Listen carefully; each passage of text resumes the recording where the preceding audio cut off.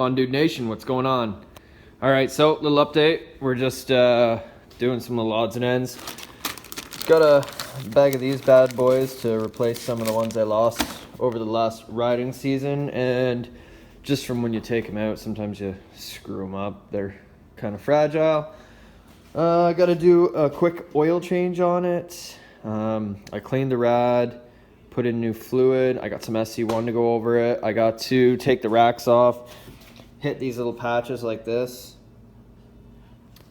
That's from a lot of the contact my stand makes on the racks during hunting season, but we'll take care of that. I've got some bearings that need to go in, and the last thing I need to do is remove some bushings that have some play, and I'm gonna get some new ones machined, so that should replace or fix that issue. All right, we got the front part of the skid plate off, easy peasy. Now we're doing the midsection, so it's off. This is why you gotta clean under here. Or this is why I have to clean under here. Holy cattails.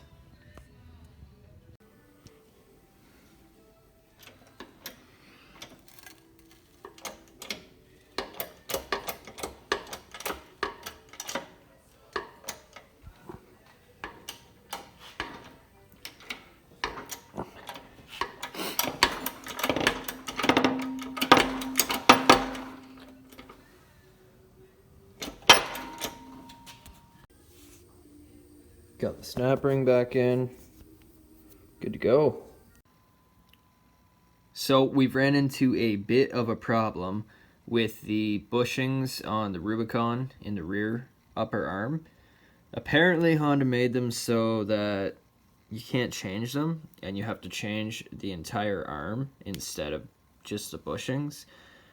What I was planning on doing was pulling the bushings out and getting them machined so I didn't have to ever replace them again, which is what I've done on all my other machines. But apparently we're not able to do that, and I'm on Partzilla right now, but I think that's an American price, $44. I called the dealership. They're going for about $80 for the arms, so that sounds about right with this being at $43 American. So yeah, that sucks. Stupid design. I don't know why they would lean away from having replaceable bushings. If you guys know, let me know in the comments because I have no idea. Alright,